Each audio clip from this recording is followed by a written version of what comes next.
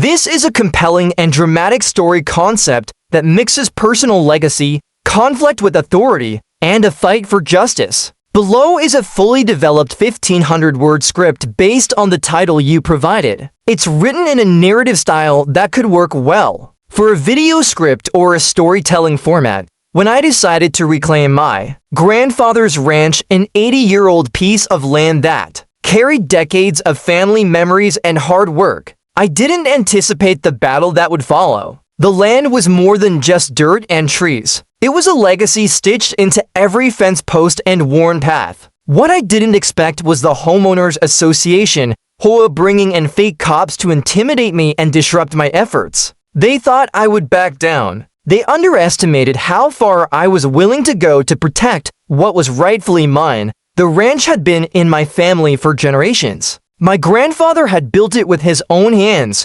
carving out a life from rugged land, teaching me stories of resilience and grit. After his passing, the property was left untouched for years. But now it was my responsibility to bring it back to life, to honor his memory and make the land thrive again. Right from the start, the tension began. The HOA was never friendly toward the ranch, even though it was grandfathered in before any of the restrictive rules they later imposed. Their bylaws were complicated and often contradictory, designed more to wield control than protect the neighborhood's interest. Their biggest gripe was that the ranch didn't fit with the modern, manicured image they wanted to maintain. To them, it was an eyesore and a nuisance. When I first started restoring the old barns and clearing the overgrown fields, I received several stern letters citing various supposed violations. Noise, dust, and unconventional farming practices were some of the complaints they threw at me. All of these things were typical farm life,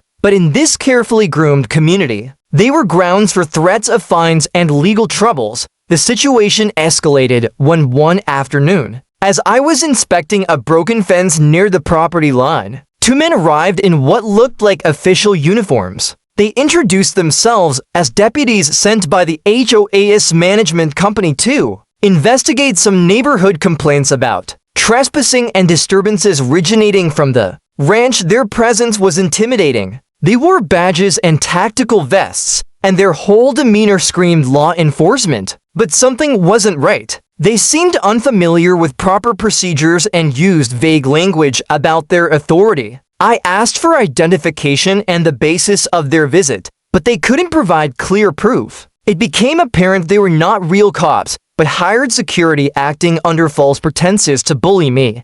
I firmly told them to leave the property, explaining that they had no legal jurisdiction and that I was within my rights as the landowner. They responded with veiled threats, suggesting that refusal to cooperate might lead to police involvement. That's when I realized this was a coordinated attempt by the HOA to scare me into abandoning the ranch. They wanted me to think there was an official crackdown coming, but I wouldn't be intimidated. I documented the whole encounter, capturing video footage on my phone and taking notes about the men's behavior and lack of legitimate credentials. I also reached out to an attorney who specialized in property and HOA law to get advice on how to handle the situation. The lawyer confirmed what I suspected. The HOA had no right to send private security impersonating law enforcement, and their attempts to restrict my lawful use of the property could be challenged. Armed with legal guidance and evidence, I decided to fight back. The first step was to notify the local police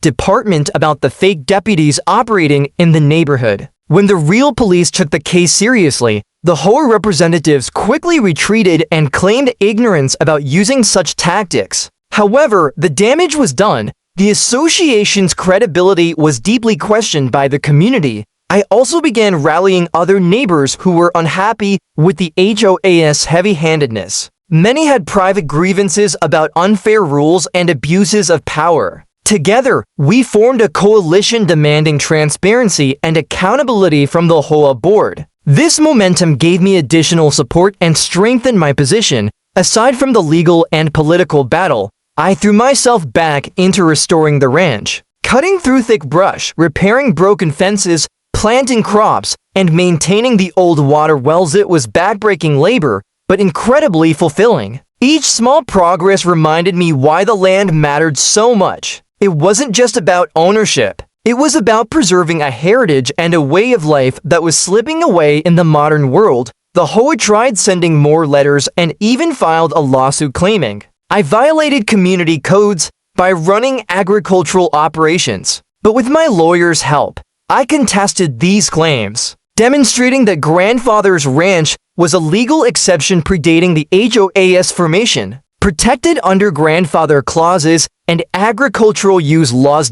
In court, the HOA's aggressive tactics unraveled further. Their accusations lacked substance, and their conduct, especially the incident with the fake deputies, damaged their case profoundly. The judge ruled in favor of my right to use the ranch as it had been historically intended. This victory wasn't just personal. It was a message to others who might face similar intimidation tactics from powerful or uncontrolled groups. Standing up requires courage and knowledge, but it is possible to defend your rights and honor your family's legacy. Once the legal dust settled, the ranch blossomed. Today, there are working fields with crops, livestock grazing in open pastures, and a restored farmhouse that welcomes friends and family. I host community events, workshops about sustainable farming, and gatherings that keep the spirit of the land alive. The HOA? They've been forced to recalibrate their approach, knowing that their old tactics won't work on someone determined and prepared. Through persistence, evidence, and a refusal to be bullied, I reclaimed my grandfather's ranch and won far more than just property. I gained respect, community, and a renewed sense of purpose. This story is a reminder that no matter how intimidating the opposition, standing firm for what belongs to you and what you believe in can change the game. When fake cops show up to threaten the legacy forged by your family, fight back with facts, law, and unwavering resolve. The land remembers those who defend it. How the land holds memory and history is profoundly emotional, but even more so.